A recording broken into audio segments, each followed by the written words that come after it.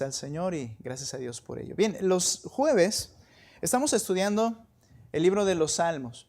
Por lo menos lo que estamos intentando hacer es presentar los tipos de salmos que hay para que usted al momento de leer los salmos pueda comprender, pueda al leerlos identificar de qué se está tratando, si es un salmo de alabanza, si es un salmo de alabanza general, si es un salmo también como los que estamos ahora comenzando a estudiar, que son los que estudiamos, los salmos de confianza, en donde ellos dicen, yo sé que el Señor, y hace que los demás crean en que el Señor hará algo y puedes confiar en Él, es completamente digno de confianza. Ahora, ni más ni menos, hoy estudiaremos o comenzaremos a estudiar el primer salmo de la Biblia o del libro de los Salmos. Vaya conmigo, por favor, al Salmo capítulo 1. Salmo capítulo 1.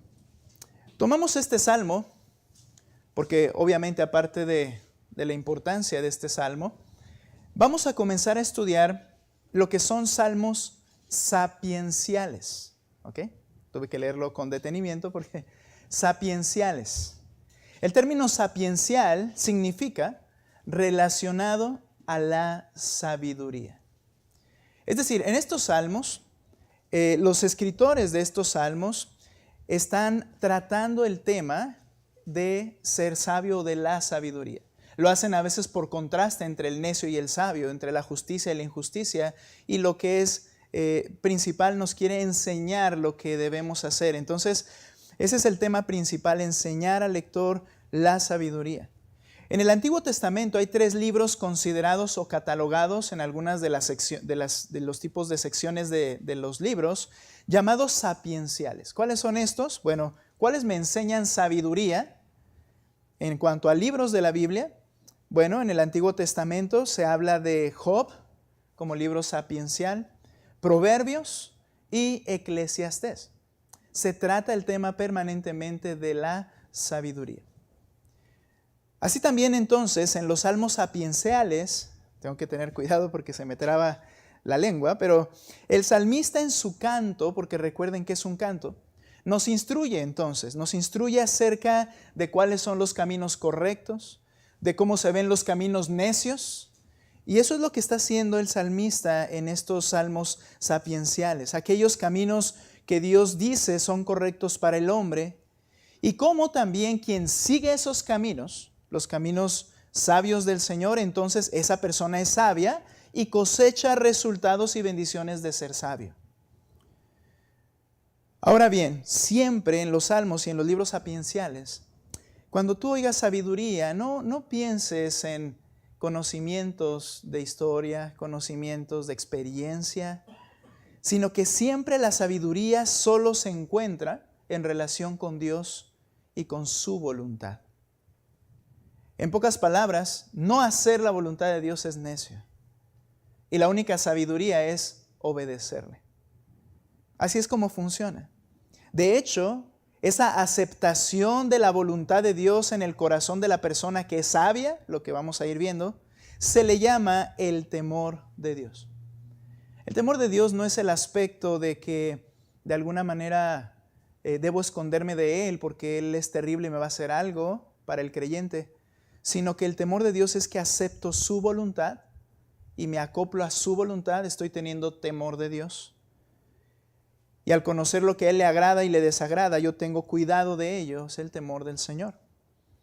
Con frecuencia en estos salmos se contrasta la sabiduría y el andar sabio con la necedad y el andar necio. Lo cual, al contrario del sabio, pues si no es sabio, entonces es una persona que no teme al Señor, es decir, no considera la voluntad de Dios para su vida. Ese es el no sabio o el necio. Ahora, quiero mencionar algo más en esta introducción, tengo que ser muy rápido, pero se cree que los Salmos 1 y 2 fueron insertados cuando concluyó todo el acoplamiento de los Salmos. Se cree que el Salmo 1 y 2 se puso como introducción. Eso no quiere decir que no sean inspirados, pero se colocó para hacer una buena introducción para todo el libro.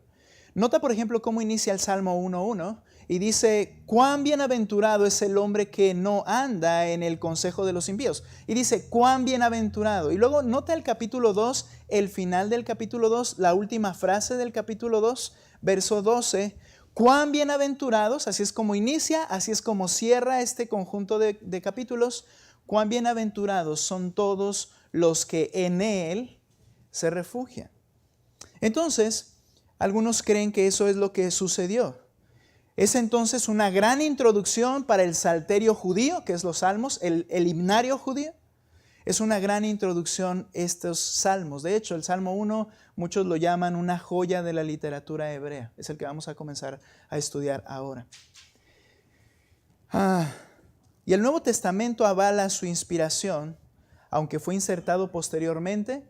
Esteban, antes de ser apedreado, él menciona, y como dice en el Salmo 2, y él cita literalmente el Salmo 2:7, que dice, ciertamente anunciaré el decreto del Señor que me dijo, mi hijo eres tú, yo te he engendrado hoy. Entonces el Nuevo Testamento confirma que los Salmos 1 y 2 son inspirados por Dios.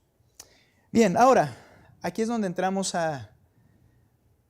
por decirlo así, al tema en particular que vamos a tratar. Primero quise hablar de lo que es un salmo sapiencial, porque son los que vamos a estudiar a partir de hoy.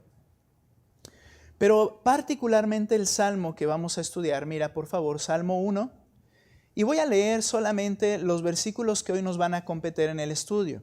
Voy a leer del versículo 1 al versículo 1. Nada más el versículo 1. Mira lo que dice. Cuán bienaventurado es el hombre que no anda en el consejo de los impíos, ni se detiene en el camino de los pecadores, ni se sienta en la silla de los escarnecedores. Ahora, cuando vemos esto, nota cómo inicia. Cuán bienaventurado. A manera de introducción, quiero mencionar lo siguiente. La humanidad tiene una necesidad intrínseca, así es como Dios nos creó. Y esa necesidad es la necesidad de sentirse satisfechos. Cuando alguien está insatisfecho, empieza a hacer cosas buscando esa satisfacción. Es algo que está en nuestra naturaleza. La necesidad de sentirse satisfecho, es decir, de alcanzar plenitud o sentirse pleno o plena. Lo que sea que eso piense esa persona que signifique. Y nos vamos a dar cuenta que mucho de lo que pensamos que es la plenitud no lo es. Y aún así estamos o están persiguiendo esas cosas pensando que eso es lo que los va a hacer sentir satisfechos. Es por eso que si tú notas las historias de éxito de otros, yo pensé luego en una película cuando les diga el título, las historias de éxito de otros son tan atractivas de ser escuchadas, conocidas e imitadas. Es por eso que es tan popular que el pensar que te puedes enriquecer simplemente no haciendo nada en TikTok o no haciendo nada en YouTube es algo bien atractivo y miles de personas lo están intentando hacer día tras día y noche tras noche. Porque otros se han enriquecido y parece que ya están satisfechos. Esas historias intentan ser conocidas, se intentan imitar. Y es que hay un profundo deseo de alcanzar la felicidad. Para lograrlo, o por lo menos intentar hacerlo, los hombres estamos dispuestos casi a cualquier cosa para lograr satisfacer esas necesidades, sentirse pleno, aunque sea por un momento, ya que la verdad es que el corazón del hombre es insaciable. Y tú y yo lo sabemos, que ya empezamos a estudiar la Escritura, el corazón del hombre simplemente es insaciable. Y como dijo un famoso reformador, lo cito, la naturaleza del hombre, por así decirlo, es una fábrica perpetua de ídolos. La mente del hombre llena de orgullo y audacia se atreve a imaginar un Dios según su propia capacidad a medida que avanza lamentablemente, ciertamente abrumado por la ignorancia más burda, concibe una irrealidad y una apariencia vacía como Dios. Y nos formamos distintos dioses, pero cuando llegas a ese punto, te das cuenta que está vacío, que no llegó la satisfacción a tu corazón. ¿Y qué hace el corazón? Crea un nuevo ídolo inmediatamente. Y vas a correr tras él. Así es el corazón del hombre pecador. Esta felicidad es pasajera, porque esa felicidad que se persigue de esta manera es momentánea. Porque cuando llegas a esa meta, ahora la meta se ha extendido un paso más allá. Ahora tienes que ir por aquella, y cuando llegas a aquella, la línea parece estar más lejos. Y vas a hacer lo que Salomón hizo y al final quedar amargado y vacío. Entonces, para descubrir al final que la plenitud que pensaste que era, simplemente sigue siendo un hueco que no es posible llenarse. Ahora una pregunta: ¿puede el hombre alcanzar la plenitud y felicidad genuina y una felicidad no solamente en ese instante, sino genuina y creciente? Bueno, la Biblia dice que sí, y es lo que quiero que veamos. Nuestro tema hoy en este Salmo capítulo 1 es abandonar para encontrar la felicidad. Para encontrar la felicidad, lo voy a decir de otra manera, es necesario en primer lugar abandonar algo si quieres alcanzar la felicidad. Porque sabes, la verdadera felicidad es una realidad y el Salmo lo dice en el primer texto: cuán bienaventurado es el hombre, y luego va a explicar. Este capítulo comienza con esta declaración grandiosa: cuán bienaventurado. Esto significa cuán feliz, cuán feliz. En comparación a todos los demás, aquí hay un hombre feliz. Literalmente la expresión hebrea es: oh felicidad del hombre, y va a describir cómo es que la ha alcanzado un hombre. Oh felicidad del hombre. Y sin duda, si este capítulo lo pusieron ahí como introducción, qué gran introducción para un himnario de cantos de alabanza, ¿no es cierto? No son oraciones de dolor, no son para funerales, sino que son cantos de alabanza al Señor. Y qué hermosa introducción. Oh, qué feliz es el hombre que.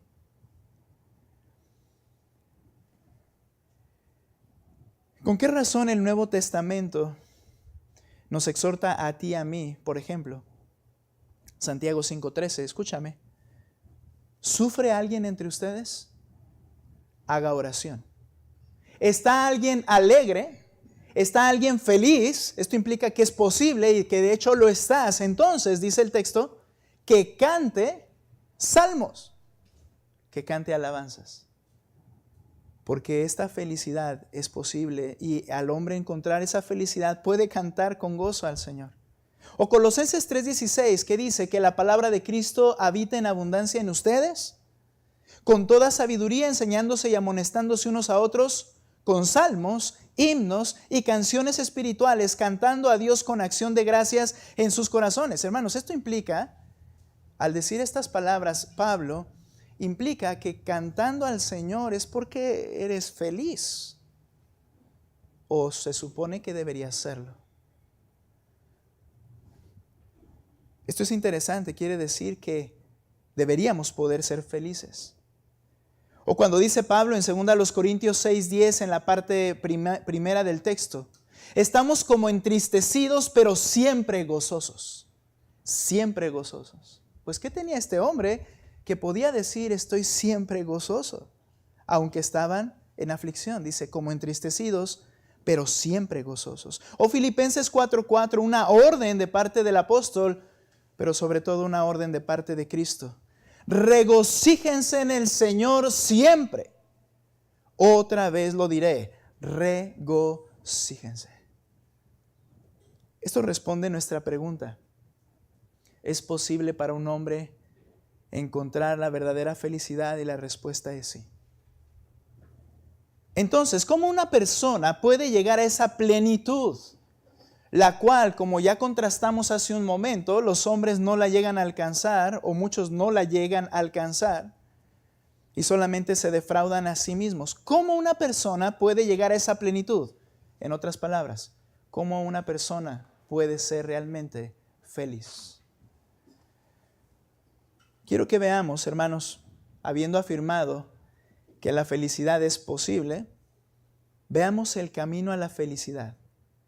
¿Y cómo comienza? Con abandonar. Vuelvo a ese punto.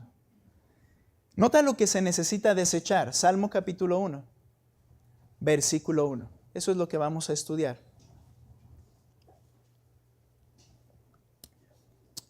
Oh, cuán feliz. Oh, cuán feliz es el hombre que no anda en el consejo de los impíos. Oh, cuán feliz es el hombre que no se detiene en el camino de los pecadores. Oh, cuán feliz es el hombre que no se sienta en la silla de los escarnecedores. ¿Qué se necesita desechar? Antes que nada, quiero que veas cómo estos aspectos negativos que menciona el verso 1 se van intensificando gradualmente. He mencionado que en la poesía hebrea las frases son paralelas, muchas veces sinónimas. La estructura es la misma. Nota, por ejemplo, unos datos interesantes. Habla de camino de los pecadores. En la segunda habla de la silla de los, la primera es que no anda en el consejo de los impíos. La segunda frase es camino de los pecadores.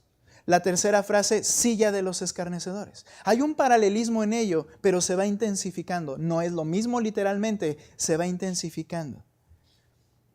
Mira, de esta manera se va intensificando aquí en estos versículos. Lo primero que habla, o vamos a decir como el grado 1, hablemos de la influencia perversa. Dice el texto, no anda, ahorita vamos a hablar de lo malo que está ahí primero, no anda en el consejo de los impíos. Esta frase se refiere a la influencia perversa en primer lugar. La palabra andar que se utiliza aquí se refiere a la forma de conducirse. Es decir, hay personas quienes se están conduciendo, pero esta forma de conducirse está influenciada por algo. ¿Por qué? ¿Qué dice el texto? Anda en el consejo de los impíos. Lo que influencia a esta persona es el consejo. ¿Qué quiere decir esta palabra? La dirección que dan los impíos. ¿Quién es un impío? Recuerda, va gradualmente intensificándose la escena. Un impío es la persona que es culpable o criminal porque incumplió las normas de Dios. Un impío, en pocas palabras, es como tú o como yo, un pecador. Y dice este texto que hay una manera de andar, de conducirse en la vida. Y es basada en los consejos que otros pecadores me dan y que yo los tomo, me influencian y yo entonces tomo decisiones, actúo vivo de acuerdo a la influencia de esa persona en mi vida. Consejo de los impíos. Esta es una influencia perversa, pero por decirlo de alguna manera es el grado 1 en lo que va a ir narrando el salmista. Cuando una persona, voy a avanzar rápido en esto, cuando una persona es influenciada por esta clase de consejo de pecador, de un pecador, entonces no se queda ahí, sino que avanza, o más bien dicho, retrocede. Porque el grado que sigue, el grado 2, son convicciones torcidas. Nota, consejo de impíos. Pero luego dice, no se detiene en el camino de los pecadores. No solamente fue una influencia, un consejo y que ahora, voy a seguir un poco lo que está diciendo, sino que en este segundo grado, por decirlo así, ya habla de convicciones. ¿Por qué? Porque dice que no está dice el texto, no se detiene en nuestra Biblia en el camino de los pecadores. Lo que significa esta palabra es estar o detenerse. Es el resultado de aceptar el consejo equivocado. Y detenerse se refiere que ahora implica una permanencia en esa manera de vivir. ¿Por qué? ¿Por qué es una permanencia de esa manera de vivir? Porque ahora no solamente fue algo que me dijo alguien y dije, bueno, voy a hacerlo, sino que ahora es mi convicción, es mi forma de vida. lo tengo arraigado y creo que es la verdad y me conduzco en base a eso. Entonces, cuando dice detenerse en el camino de los pecadores, implica una permanencia. Implica resistir en esa posición permanentemente. Para esta persona, lo que al principio fue un consejo y algo que hizo para ver cuál era el resultado, se convirtió en su convicción y ahora vive firme de esa forma. ¿Cuál es esa firme posición que ahora tiene esta persona? Bueno, es el camino de los pecadores. Su conducta, sus maneras, sus palabras, sus formas, todo lo que es su desarrollo de vida, se caracteriza a los pecadores.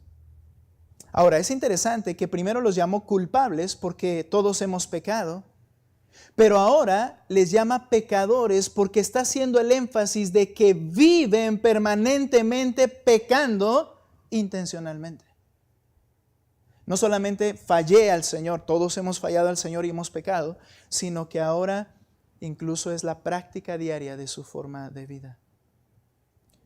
Primero vino una influencia, se convirtió en una convicción, y aquello que yo hice, que otro me dijo, ahora se convierte en la manera en que me identifico. Es un descenso gradual y terrible en estos grados delante de el Señor.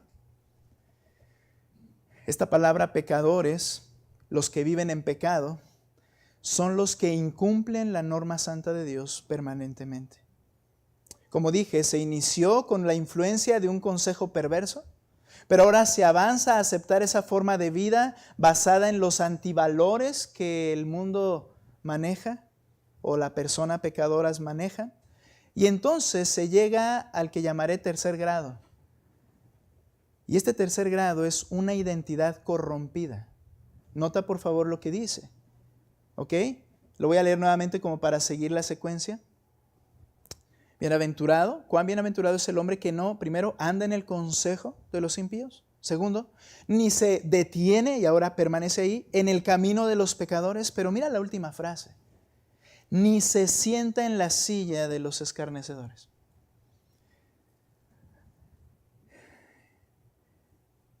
Literalmente la palabra sentarse, no tiene mucho de dónde buscarle, se refiere a tomar un lugar. Pero la idea de sentarse implica que toman un lugar para presidir. ¿A qué me refiero? ¿O a qué es lo que se refiere esta idea? Ya se siente y forma parte de ellos. Ya no solo les hizo caso, ya no solo vive convencido de que eso no está mal o que eso es lo correcto, sino que ahora la idea es que yace. Ahora se ha asentado allí y ha tomado una posición permanente. De hecho, dice que no se sienta en la silla de los escarnecedores. ¿Qué es una silla? La idea es de ese lugar reservado. La idea de silla se refiere a un trono, un lugar desde donde las personas dirigen a otros. La idea es que se ha sentado con los que se burlan, es decir, se mofan de lo que es verdadero y justo. Quizá en algún tiempo su conciencia le hacía sentir que algo no estaba bien, pero ahora ha quedado tan convencido y se ha sentado ahí que ahora hace lo mismo que esos. ¿Qué hacen? Se burlan de la verdad, menosprecian, ridiculizan los principios de Dios. Y déjame te digo una cosa que es bien lamentable. Esto sucede en la iglesia. Porque la Escritura dice algo y se toma como eso es muy radical. Yo creo que, y te burlas o menosprecias lo que dice la palabra de Dios. Aquí está diciendo en ese avance, y no es avance, ese retroceso moral y mental de esa persona, ahora es capaz de retar las verdades de Dios y burlarse de Dios.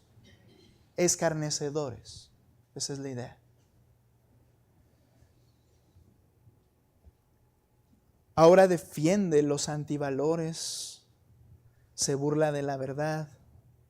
¿Puedes ver cómo de la primera frase a la tercera se va intensificando en el Salmo? Y es que la depravación humana es una espiral descendente en aumento. Mira, hay quienes piensan que aún después de caer en pecado desde Adán, cuando esto sucedió, hay quienes piensan honestamente, creo yo, que hay elementos en el hombre, en su naturaleza, que aún le pueden hacer revertir su condición y que en su naturaleza pueden hacerlo pensar y decir, ¿qué estoy haciendo? Esto está mal. Y entonces buscar a Dios por cuenta propia. Hay quienes tienen este concepto honestamente, lo creen así. Pero así como este salmo describe cómo la depravación humana es una espiral descendente en aumento, a lo que tengo la idea es como una resbaladilla de esas de caracol, pero que cada vez su alcance es mayor, pero siempre va descendiendo y no para. Y lo que al principio fue un pensamiento se convierte en una práctica, y lo que se convirtió en una práctica se convierte en un deleite, y en sí va aumentando. No nos quedamos estáticos en una posición de pecadores, no pasa así. Te vas hundiendo cada vez más. Lo vas practicando, primero lo pensaste, lo vas practicando, vives en ello. La depravación del hombre en el pecado así es, va en aumento, y conforme va cumpliendo más años, no se va haciendo más bueno, se va haciendo más perverso.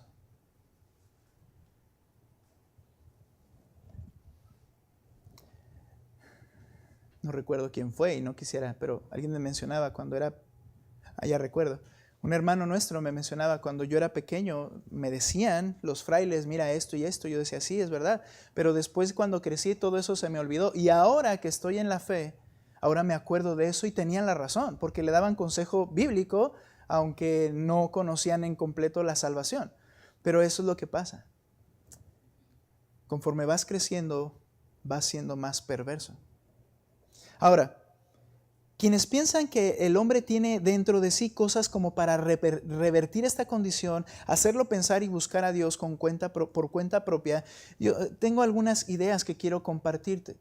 Cuando Dios mismo, en el inicio, pone a contraluz, como un mesero pone un vaso para poderlo observar y ver con claridad si está limpio o sucio, esa es mi idea, pone a contraluz la condición del hombre por causa de su propio pecado. Y desde el principio, antes del diluvio, en Génesis 6:5, Dios dice lo siguiente: el Señor vio que era mucha la maldad de los hombres en la tierra, y escucha, y que toda intención de los pensamientos de su corazón era solo hacer siempre el mal. Otra manera de traducir las palabras finales, era solo hacer siempre el mal, es o inclinado a lo malo. ¿Qué implica algo inclinado a lo malo? Que va hacia allá y no se puede detener. Pero dejando esa aplicación de lado, lo que sí podemos ver es que el Señor dice, yo veo el corazón y siempre está inclinado al mal. ¿Por qué vino el diluvio? Alguien dijo, o alguien quizá pensó, pues precisamente para limpiar del pecado el mundo.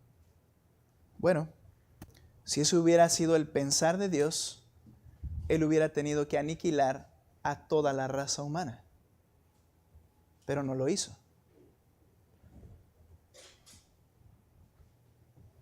El Señor mismo es el que dice que todo pensamiento del corazón del hombre es inclinado al mal. Y según el mismo Señor, nota conmigo, quiero que ahora sí muevas tu Biblia conmigo, ve a Génesis capítulo 6, verso 8. Solo era una forma de poder avanzar, hermanos, pero nota después de que dijo eso, que vio que el pensamiento del hombre era solamente de continuo el mal en todo tiempo. Mira lo que comienza a decir desde el 7, Génesis 6, 7. Entonces el Señor dijo, borraré de la superficie de la tierra al hombre que he creado, desde el hombre hasta el ganado, los reptiles y las aves del cielo, porque me pesa haberlos hecho. Verso 8, léanlo ustedes fuerte, ¿qué dice? Ahí está, dice. Ahí está. Había una familia, había un hombre que era distinto a los demás. Los demás estaban depravados, pero este era distinto. Bien, ahorita déjalo ahí y seguimos un poquito más adelante. con la idea todavía de decir, en el hombre hay algo que le hace revertir esa espiral y volver a Dios y buscarlo. Entonces, hay quienes piensan de esto. Ok, cuando ellos bajan del arca, las 8 personas que el Señor menciona aquí, esa misma familia, mira lo que dice Génesis 8:21, por favor. Cuando ellos bajan del arca.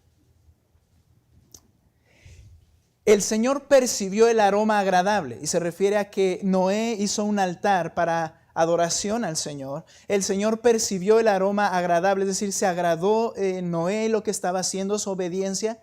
Y dijo el Señor para sí, nunca más volveré a maldecir la tierra por causa del hombre. Y mira lo siguiente, porque la intención del corazón del hombre es mala desde su juventud. ¿Y a quién se refería, hermanos? A la misma familia, al mismo Noé, a sus mismos hijos y sus esposas de ellos.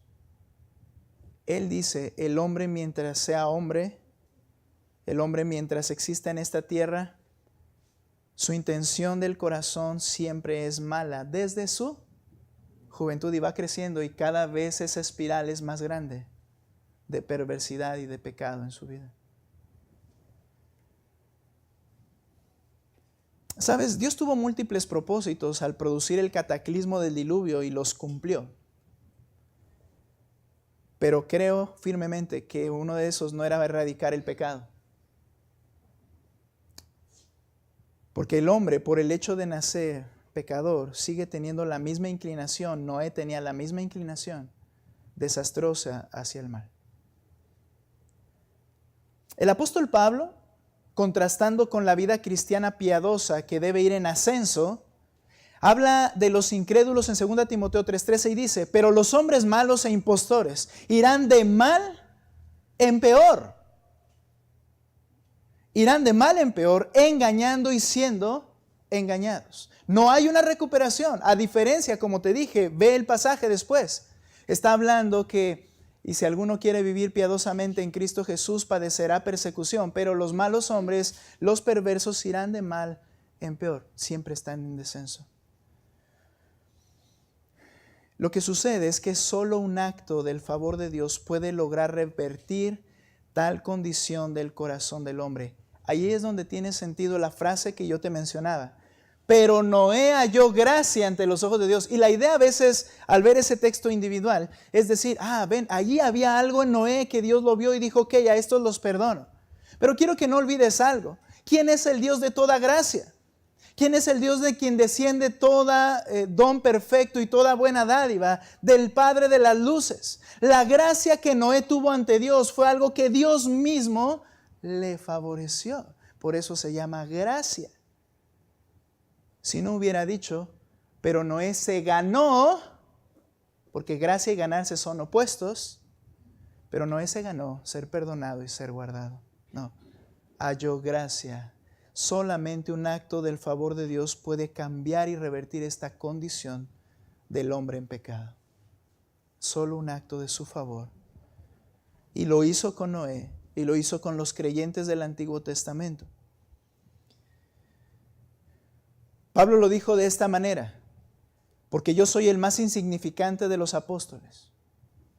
No soy digno de ser llamado apóstol. ¿Qué hizo él? Porque perseguí la iglesia de Dios, los mataba. Eso daba evidencia de su perversión. Pero luego dice en el versículo 10, pero por la gracia de Dios soy lo que soy. Y su gracia para conmigo no resultó vana, es decir, la gracia fue eficaz y logró el objetivo, que lo cambió. Antes viene trabajado mucho más que todos los apóstoles, aunque no yo, sino la gracia de Dios en mí. Quiero resaltar esta frase, pero por la gracia de Dios soy lo que soy. ¿Qué implica? Que el cambio es atribuido ¿a qué? A la gracia de Dios. Lo que ahora soy, aunque era esto, y lo que ahora soy, solo es por un favor divino. El momento de abandonar la actitud de perseguir a la iglesia y de ahora servir al Señor más que todos los apóstoles es un acto de la gracia de Dios. Entonces, retomando el punto que veíamos en el Salmo, abandonar es un proceso permanente. Si regresas conmigo al Salmo 1:1, aquí está el hombre feliz. Es el hombre que no anda en el consejo de impíos, ni se detiene en el camino de los pecadores, ni se sienta en la silla de los escarnecedores. Este hombre feliz al que hace referencia, oh, cuán feliz es este, es uno que no se detuvo, que no anduvo, que no se detuvo y que no se sentó en esto que hemos hablado, en el pecado y la condición continua de depravación. Abandonar es un proceso permanente. ¿Qué es lo primero que hay que abandonar? El consejo de los impíos. Se refiere a los consejos y modelos de los pecadores. Qué feliz es el hombre que no anda en esos consejos. Qué feliz es el hombre que abandona esos consejos. Me gusta esta traducción. No quiero yo criticar la Reina Valera, es la que yo utilizo para estudiar, pero la Reina Valera dice que no anduvo y lo pone como en pasado. Y dices, pues yo anduve, entonces ya estoy frito porque yo anduve. No, la palabra es que no anda, que ahora ya no anda. Esto implica, porque todos anduvimos en esos caminos y consejos, esto implica que esta persona a la que hace referencia, cuán feliz es, abandonó en primer lugar el consejo de los impíos. Pablo lo llama de esta forma, la corriente de este mundo. Y dice que esa corriente, esos consejos del mundo provienen del consejo del mismo Satanás, porque él es el príncipe de este mundo. Todo esto en Efesios 2:1-3. Es más, Cristo dijo en Lucas 16:15, porque lo que entre los hombres es de alta estima, abominable es delante de Dios. Mira, este es el punto.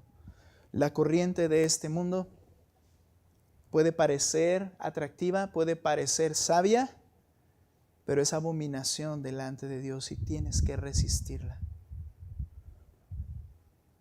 ¿Cuáles son tus modelos de vida? Basado en las ideas de quién es que vives y practicas. Ahora, yo dije algo al iniciar aquí. Ese abandono es constante y progresivo. ¿Sabes por qué? Porque lo veremos la próxima semana. No voy a entrar en ese tema.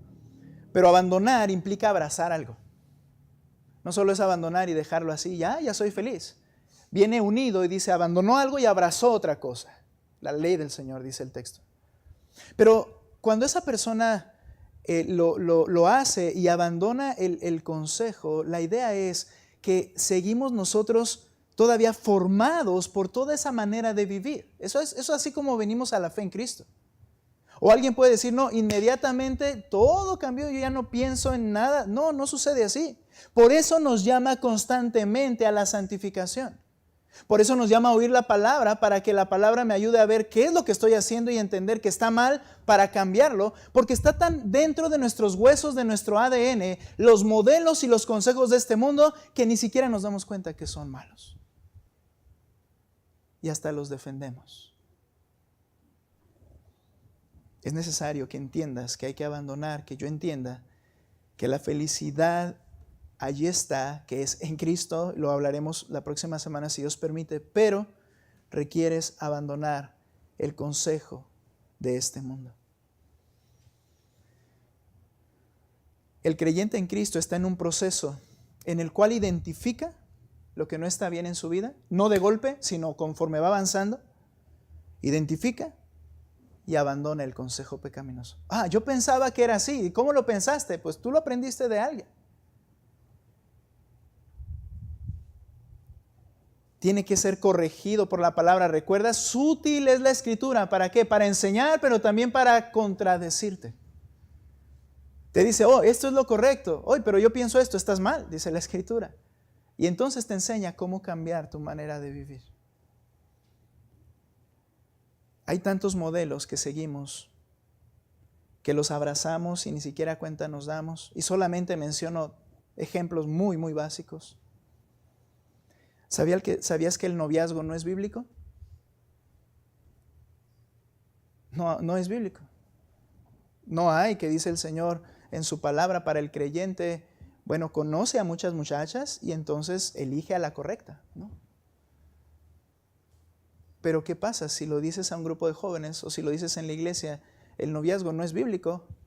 ¿Qué? ¿Y luego cómo? Pero se nos ha vendido una idea desde hace mucho y la traemos aquí y pensamos que es lo correcto. No quiero ahondar mucho, pero sobre todo porque me quedan 10 minutos, pero quiero decir que ¿para qué sirve el noviazgo? Para conocer a la otra persona, la puedes conocer perfectamente en una amistad sana. Lo que quieres es agarrar, tocar, sentir, y eso te va a conducir a pecar. ¿Cierto? Cierto, pastor. Pero es el modelo de este mundo. Y va más allá, ¿no? Experimenta, tengan intimidad y te vas a dar cuenta si son compatibles. Satanás en todo su apogeo y ni cuenta nos damos.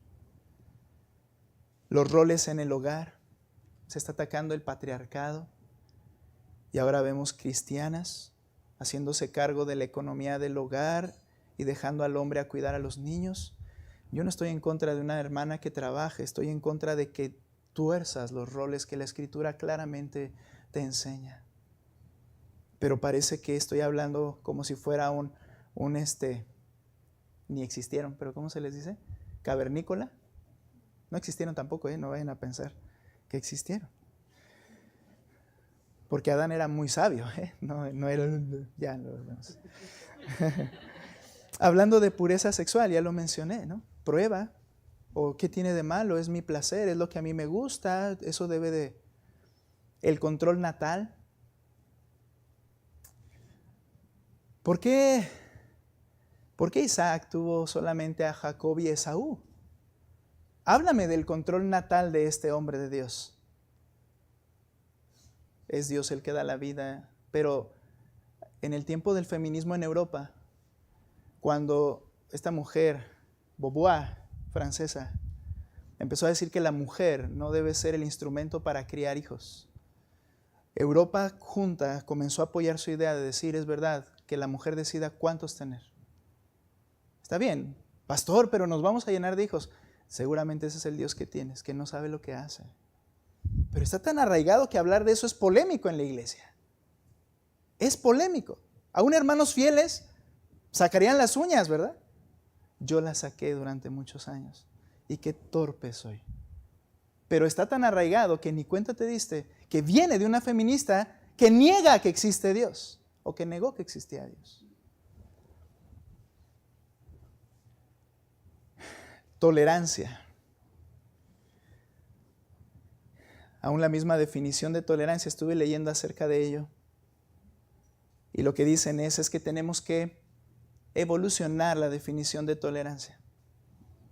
Porque tolerancia en la antigüedad, y lo creen y lo entienden, tolerancia en la antigüedad era, soportar. Y entonces le llamaron tolerancia negativa, porque es soportar, pero que sepas que estás mal.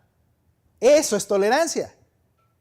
Tolerancia no es que si la persona dice, mira, yo me siento un elefante, ahora tolerancia es, oh, qué hermosas orejas tienes, qué trompa tan larga tienes, y que tú apoyes lo que está diciendo aunque es una necedad. Eso es lo que quieren que se llame tolerancia. Pero tolerancia, dice el Señor, yo con paciencia he soportado a estas personas necias, y eso implica que un día el Señor va a traer juicio, y eso es lo que quieren erradicar. Tolerar era, no estoy de acuerdo contigo, pero yo no te voy a hacer daño. Y eso nos llama el Señor. A eso nos llama el Señor. Pero la tolerancia actual es que tienes que apoyarlo. Y si no estás de acuerdo, lo estás atacando. Qué interesante. Y eso se está infiltrando en el pensamiento de la iglesia. Tienen que tolerarme. Yo tengo esta vida, pero cada uno tiene que verse a sí mismo. No hay que juzgarnos. Eso no es lo que dice la Escritura. No intenté burlarme acerca de la tolerancia o de la diversidad que le llaman. Hay personas que se creen animales literalmente y quieren que se les trate como animales. Y es lo mismo. No lo eres. Eres una criatura hecha por Dios. Ahora, hay que abandonar entonces el consejo de los perversos. Todas estas maneras de pensar, hay que abandonarlas. Pero también hay que abandonar las prácticas resultado de los consejos y modelos pecaminosos. Porque dice, no solamente ya no anda en el camino del consejo de ellos, de los impíos, sino también dice, ni se detiene en el camino de los pecadores. No podemos detenernos a seguir viviendo en algo que la Biblia me ha enseñado que está mal. Haz lo que tengas que hacer para cambiarlo. No puedes permanecer en decir, es que así estamos ya, pastor. Una vez decía John MacArthur acerca de este tema, hablando de un esposo que se la pasa en el trabajo y abandona a la familia, y dice, la esposa estaría más contenta con menos sueldo, pero con más de su esposo en casa. Pero no puedo hacer eso porque hay muchas deudas. Y entonces tienes que entender que no solo hay que rechazar el consejo, evaluarlo a través de la Biblia para eliminar lo que no es correcto, sino que no te puedes detener en ese camino, esa manera de vivir. No podemos andar bajo la cultura que antes nos dictaba cómo hacer las cosas. Efesios capítulo 4, ve conmigo, verso 17.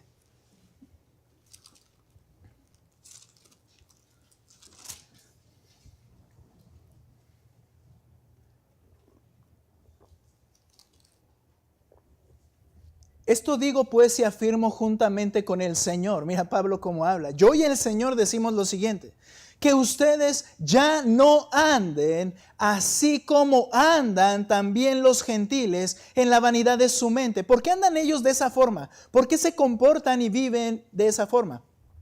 Porque ellos tienen el entendimiento entenebrecido. Están excluidos de la vida de Dios por causa de la ignorancia que hay en ellos, por la dureza de su corazón.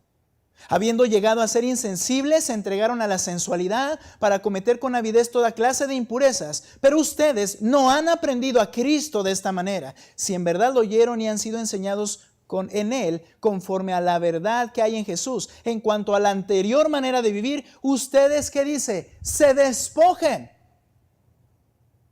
de esas prácticas.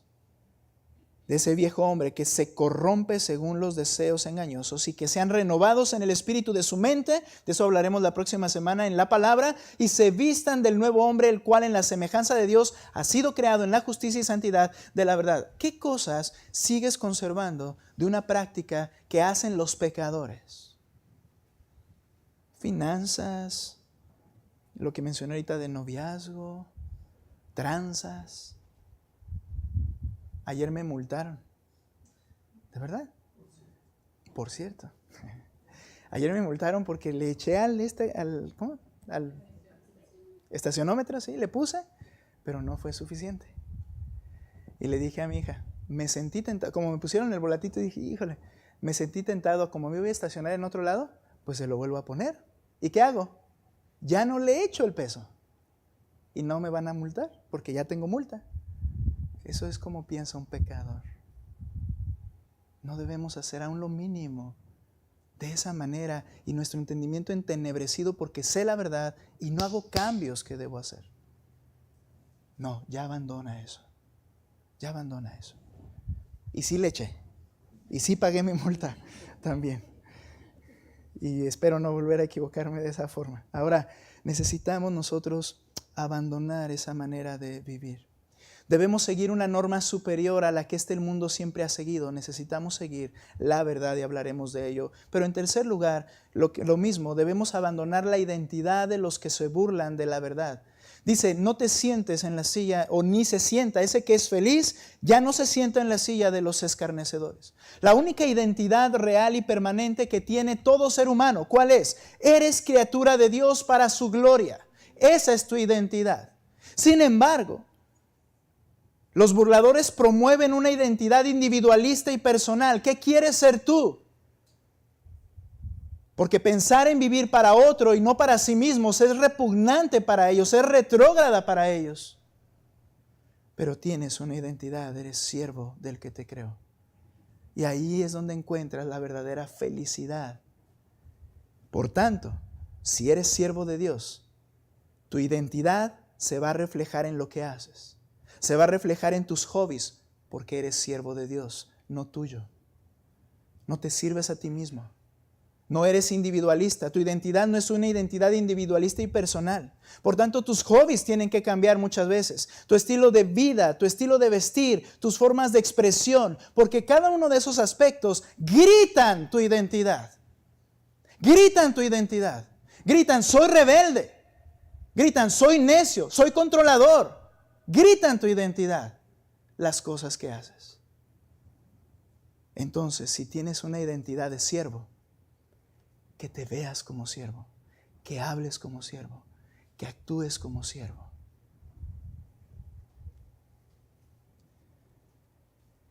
¿Cuál es tu identidad? ¿Y cuál es la identidad que estamos transmitiendo a nuestros hijos? Colosenses 1:16 dice, porque todo fue creado por Él y para Él, todo. Tú y yo, todo. Y recuerda las palabras de Salomón, la conclusión de su libro. Dice, la conclusión es esta: cuando todo se haya oído, teme a Dios y guarda sus mandamientos, porque esto concierne a toda persona. Esto es lo que toda persona debe hacer, no importa lo que piense, no importa la raza, no importa el lugar ni la economía. Temer a Dios y obedecerle le concierne a toda persona. Concluyo. Una persona puede encontrar la verdadera y permanente felicidad y creciente felicidad, esa plenitud en esta tierra. Por ello el salmista dijo, oh felicidad del hombre, o dicho de otra manera, feliz es el hombre. Pero ¿qué tiene que hacer? Requiere abandonar, para encontrar la felicidad, abandonar los consejos y modelos que provienen de Satanás, abandonar la forma de vivir a la que nos conducen estos modelos de Satanás y abandonar la falsa identidad que los que desprecian a Dios quieren que adoptemos. Veremos no solo que se trata de abandonar lo malo, sino de abrazar lo bueno, si no va a quedar un vacío. Y la próxima semana, si Dios permite, hablaremos de cómo se abraza la verdad de Dios y se disfruta. Que el Señor, hermanos, nos ayude para que realmente seamos felices desde ahora, sin importar lo que pase, habiendo abandonado lo que tenemos que abandonar. Puestos en pie, vamos a orar. Bendito Señor, toca nuestros corazones. Tenemos que hacer cosas. Tenemos que abandonar cosas. Tienen que haber cambios. Y en esto no es contradicción. Somos responsables de hacerlo. Pero solo es posible a través de tu gracia. Capacítanos con tu gracia. Ayúdanos a tener el valor de abandonar esas cosas sin importar el costo. Fuimos creados para tu gloria.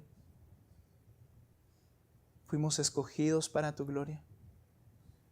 Fuimos llamados para tu gloria. Y estamos siendo transformados a través de la palabra, los que hemos creído en ti, para tu gloria. Señor, este abandono debe ser permanente. Cada día somos bombardeados con nuevas ideas, que son las mismas de siempre. Ayúdanos a luchar. Cada día practicamos cosas que debemos evaluar y cambiar. Y cada día quieren vendernos una identidad falsa. Somos tus siervos, ellos también. Pero un día se darán cuenta cuando estén ante el Rey de Reyes y Señor de Señores. Señor, te alabamos. Podemos alabarte porque en ti encontramos la felicidad. En el nombre de Cristo Jesús. Amén.